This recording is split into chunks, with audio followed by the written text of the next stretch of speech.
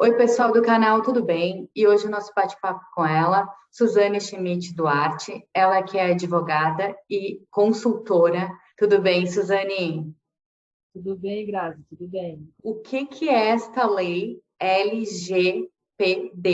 O que significa isso? LGPD, Lei Geral de Proteção de Dados, tá? É uma lei que ela foi criada com o objetivo de proteger os dados das pessoas físicas, tá? A lei protege os dados, as informações que nós entregamos, que as empresas coletam. Então, toda pessoa física que entrega dados para uma empresa, ela está protegida pela lei, tá? Ela protege apenas pessoa física, a pessoa jurídica não tá protegida pela lei, tá? A pessoa jurídica, na verdade, ela está sujeita à lei, ela precisa respeitar e precisa de algumas mudanças, a criação de novos processos na empresa para se adequar às exigências. Então, a lei, ela foi publicada em agosto ou setembro de 2018, na verdade, tá? 18. Mas ela foi dado um prazo, tá? Ela foi publicada e foi dado um prazo de 2 anos. Então, ela entrou em vigor em setembro de 2020. Ano passado ela entrou em vigor.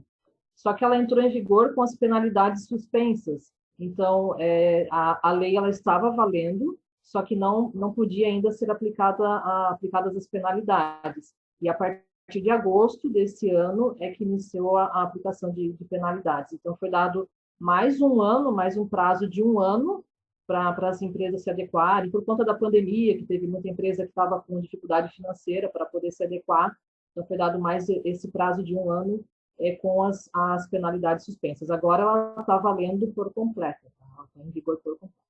Ah, ok. Ela já existia 2 anos atrás, mas a validade e a penalidade para as empresas passou a entrar em vigor agora em agosto. Isso, isso. Ela já valia, já tinha que respeitar, só não tinha penalidade. Tinha outras, né? Tem outras situações que estavam em vigor, penalidades que começou agora. O que seriam essas penalidades? As penalidades, tá? Vai desde multa, o órgão, juntamente com a lei, se criou um órgão fiscalizador, que é a ANPD, Autoridade Nacional de Proteção de Dados. Então, a ANPD pode aplicar uma multa, que pode ser de até 2% do faturamento da empresa. Ela pode divulgar a infração. Então, se uma empresa cometeu uma infração, o que pode acontecer? Depois de todo o processo administrativo, o órgão fiscalizador pode divulgar essa infração, então torna pública a infração que a empresa cometeu. O banco de dados da empresa ele pode ser bloqueado até que se resolva o problema, ou ele pode ser bloqueado totalmente, proibido a utilização do banco de dados, tá? Então, essas são algumas penalidades, as mais severas, digamos assim, tá? Que seria a multa, o bloqueio e a divulgação da penalidade, tá? E de que forma as empresas estão adequadas, tá? Na verdade, exige uma mudança de cultura interna mesmo com relação à proteção de dados, porque a gente não tem essa cultura de proteger dados pessoais, né? Tu vai em vários lugares, comércio, farmácia, e os atendentes te pedem dados para fazer cadastro, e a gente vai entregando, né? Vai entregando. E não sabe o que acontece, não tem a informação do que vai ser feito com aqueles nossos dados. E esse é o principal objetivo da lei, que é que a pessoa física, o titular de dados que eles chamam, tenha ciência do que vai fazer, do que vai ser feita com essa informação que ele está entregando, tá? Então, o principal de tudo é essa mudança de cultura do próprio empresário, das empresas, dos funcionários, de todo mundo, tá? De como vai descartar um papel, de como vai atender o cliente, de como vai cuidar dos dados dos funcionários. O RH é um setor bem delicado que precisa de bastante atenção. Então, essa mudança interna de conscientização, de segurança da informação, é bem importante, tá? Mas, além disso, além dessa conscientização, existe bastante adaptação nova que precisa ser feita. A LGPD, ela é uma junção, na verdade, de documentos, né? Ela tem a parte documental, mas ela tem a parte de TI. Então, as empresas precisam dar atenção para esses dois segmentos. Tem a parte jurídica Tem muita gente que acha que, por se tratar de lei, é só a parte jurídica, resolve a documentação e está tudo ok. Mas tem que dar uma atenção bem especial para a parte de sistemas de TI, tá? Porque um vazamento de dados digital, o que acontece muito, é um incidente de dados e pode gerar uma penalização, né? Então, é um trabalho em conjunto com o jurídico e pessoal de TI, tá? Já falar da minha parte, né, que eu faço a parte documental. Alteração de contratos, tá? Todos os contratos que a empresa possui com colaboradores, com fornecedores, com parceiros, todos esses contratos, eles existem um compartilhamento de dados. Então, é preciso fazer um aditivo para proteção, com cláusulas de proteção, de segurança da informação, de confidencialidade das informações. Então, todos os contratos, eles precisam ser alterados. Novos contratos também já incluem essas novas cláusulas. E existe um relatório que ele é obrigatório por lei, tá? É um relatório que ele identifica todos os processos da empresa, tá? Os processos internos. Então, ali a gente lista todos os processos que existem no comercial, no administrativo, no financeiro, no RH. Então, todos os setores listam os processos e ali a gente coloca quais dados são coletados, de quem são esses dados, por quanto tempo esses dados ficam arquivados, se existe um compartilhamento dessas informações com outra empresa, se existe uma transferência internacional, né, se às vezes a empresa tem sede, né, tem uma base em outro país, então se existe essa transferência. Então são vários questionamentos que a gente precisa ali responder para constar nesse relatório, que é um documento que o órgão fiscalizador exige numa fiscalização, né? E bem importante, cada processo ele precisa, para poder continuar, ele precisa de uma base legal, tá? O que é uma base legal? É uma justificativa para o tratamento daqueles dados, tá? Agora acho que fui um pouco técnica, mas tratamento de dados, tratamento de dados é tudo que uma empresa faz com o dado pessoal, tá?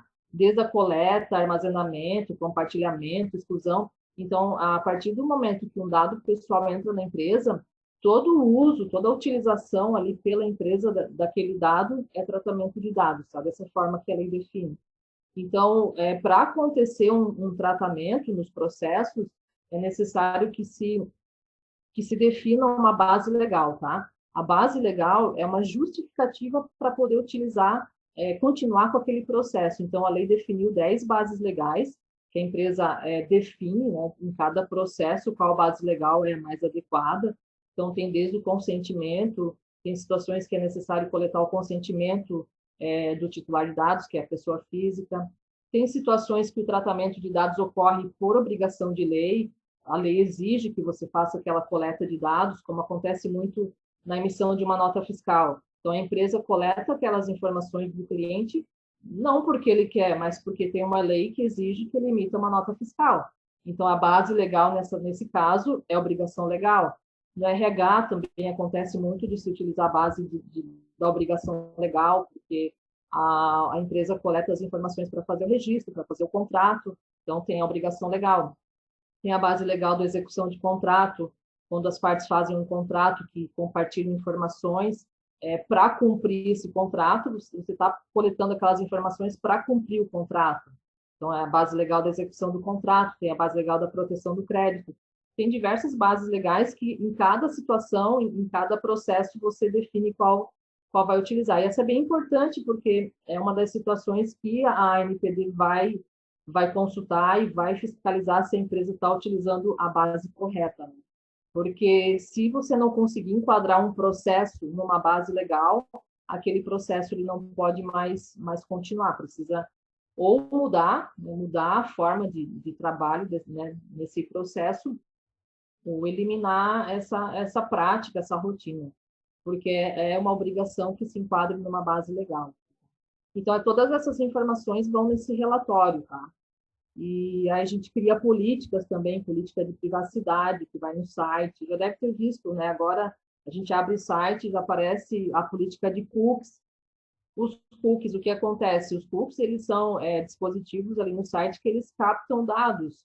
Então, para poder utilizar os cookies, tem cookies que são obrigatórios para o site poder rodar, mas tem cookies que não são essenciais. Então, eles captam informações do usuário, né? Então, é importante que tenha essa política de cookies, dando a opção do usuário aceitar aqueles cookies que não são obrigatórios ou rejeitar. Então, a gente vê bastante as políticas de cookies já discriminando quais cookies são utilizados. A política de privacidade também é um documento que a empresa dá publicidade aos clientes, a todas as pessoas que se relacionam com a empresa, sobre a forma como eles tratam os dados, o que eles fazem com os dados, quais dados eles coletam. Então, todas essas informações precisam estar na política de privacidade, que é para dar publicidade e transparência de como a empresa utiliza os dados, tá? Um relatório também de descarte de dados, tá? Porque é obrigatório que em algum momento a empresa elimine esses dados, tá? Normalmente as empresas arquivam e não tem uma data para exclusão. Deixa lá, inativo, deixa lá, guardadinho que um dia pode precisar. Mas é obrigatório que se defina uma data para todos os processos, uma data de exclusão. Então, a nota fiscal, por exemplo, é obrigatório guardar por 5 anos. Então, esse processo da nota, por pelo menos 5 anos, esses dados vão ficar arquivados. No RH também tem bastante informação que depois que o funcionário é desligado, precisa manter documentação de FGTS, por exemplo, por 30 anos. Então, é necessário que se crie todo esse cronograma, tá, com um prazo. Nota fiscal emitida hoje, daqui a 5 anos descarta.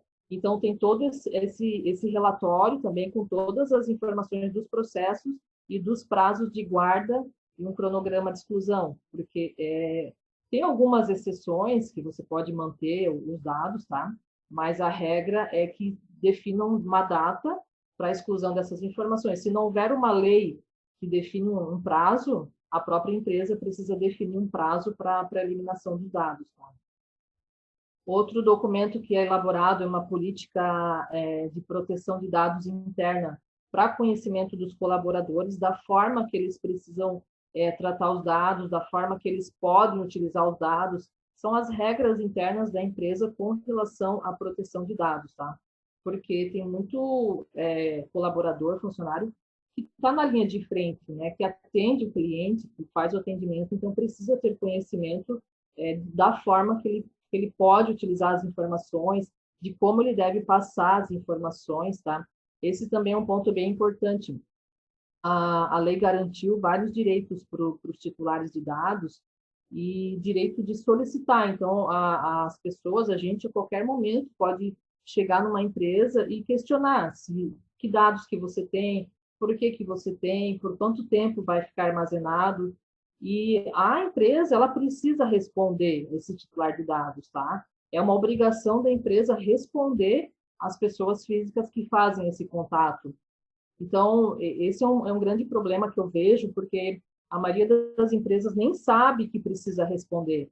Então, às vezes, um questionamento pode cair numa pessoa que não sabe da lei, não sabe que precisa responder, não responde, não passa para ninguém, e aí já é uma infração à lei que pode gerar uma penalidade. Então, a gente cria toda uma política de atendimento ao titular de dados para a empresa, para as pessoas saberem como devem atender a esses pedidos que são feitos pelos titulares de dados, tá?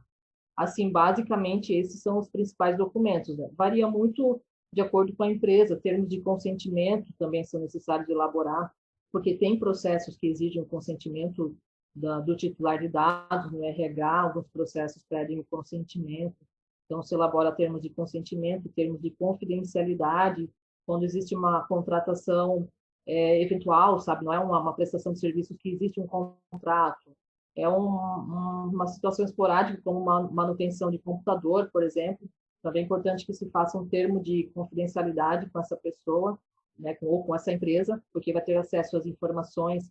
Então, basicamente, a documentação com relação à segurança das partes, né, definição de responsabilidades, confidencialidade, e esse relatório que é bem importante, né, que é o ROPA, que a gente chama, o relatório onde consta todos os processos, né. E aí, dependendo de outras situações específicas, existem outros documentos também, mas esses são os principais que são elaborados numa adequação de empresa. Talvez as empresas já tenham isso e ainda não entendam que tinham tudo isso, ou tem algumas coisas que não tem, que tem que se adequar, né? Dentro das empresas, tem que ter alguém com essa formação, ou cada gestor, ou cada, enfim, diretor, ou que seriam as pessoas que teriam, ou que ser treinadas, teriam essa responsabilidade? A lei determina que a empresa nomeie um encarregado de dados, tá? Que é uma pessoa responsável pelo tratamento de dados dentro da empresa, tá? É a pessoa que vai responder o titular de dados, que vai se comunicar com a NPD, que vai prestar toda a orientação para a empresa, para os empregados, para os empresários.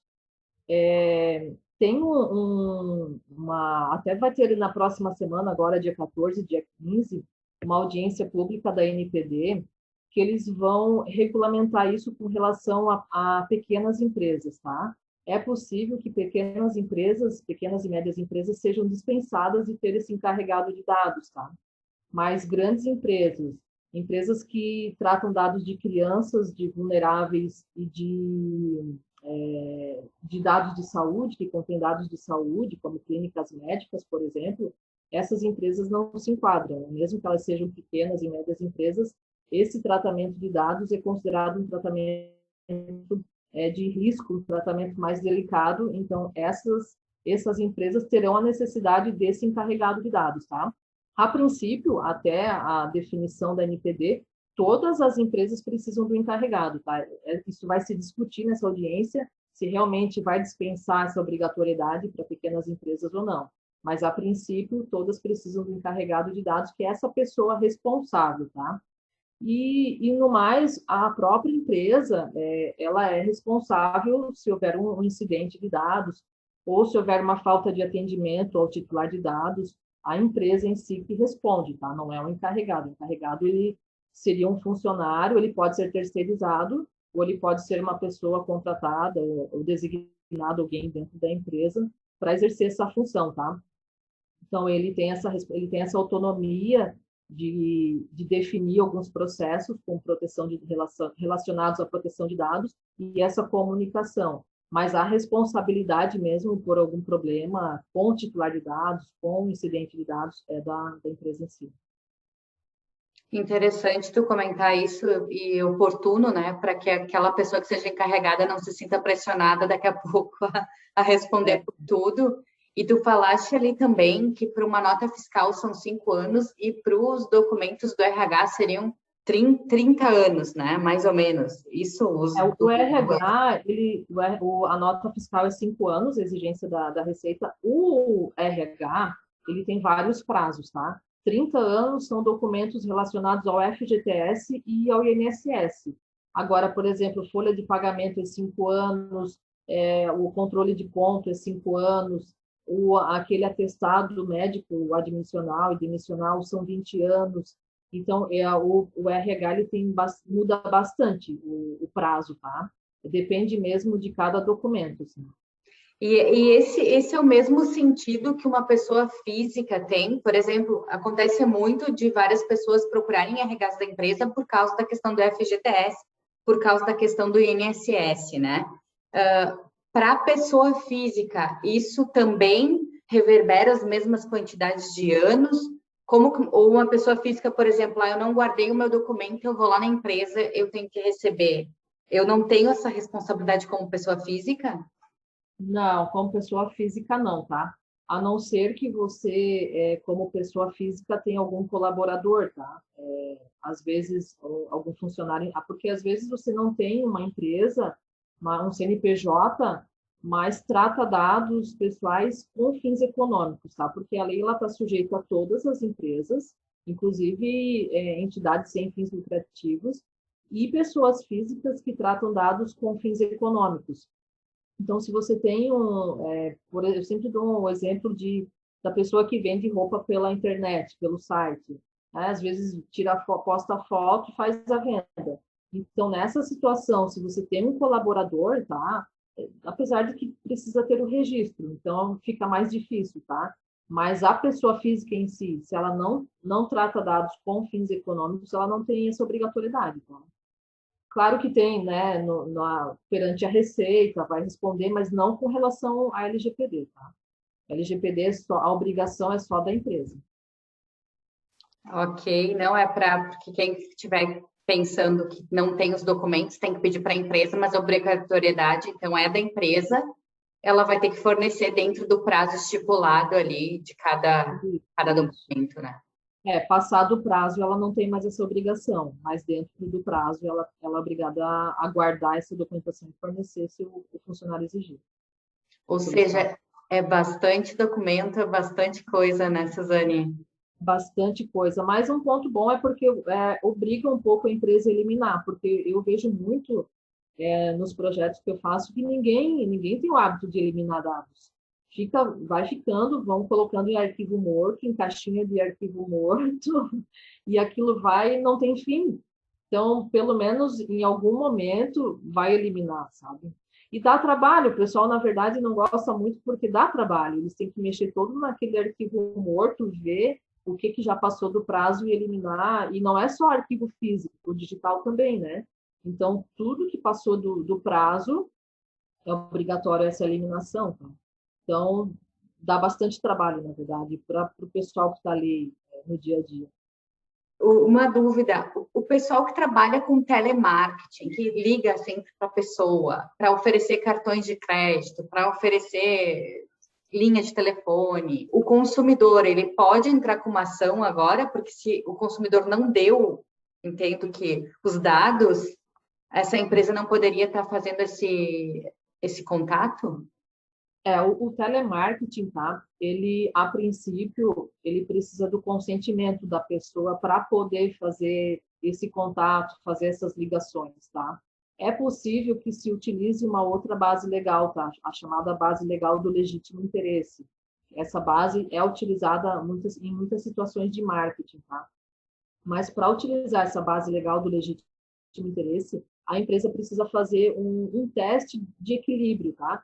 Precisa definir qual a finalidade desse processo, se está desrespeitando o titular de dados, se desrespeitar o titular de dados, e se aquela pessoa, ao receber aquela ligação, tiver uma surpresa, do tipo, nunca tive contato com essa empresa, de onde você tem meus dados, não pode utilizar essa base legal do legítimo interesse, tá? Então, na maioria das situações, o telemarketing ele precisa do consentimento. Então, se não tem o consentimento, ele não pode fazer esse contato, tá? E mesmo que ele tenha o consentimento, a qualquer momento, a pessoa pode revogar e falar assim, não quero mais receber as ligações da tua empresa, né? Tira o meu número da lista, eu não tenho mais interesse. Se for utilizada a base do legítimo interesse, isso também é possível, tá? A pessoa pedir para sair da lista que não quer mais receber e-mail e ligação. Se a empresa respeitar, parar de ligar, tudo bem. Agora, se a empresa, mesmo depois dessa negativa, continuar ligando, aí ela está infringindo a lei, tá? Aí o que a NPD fala?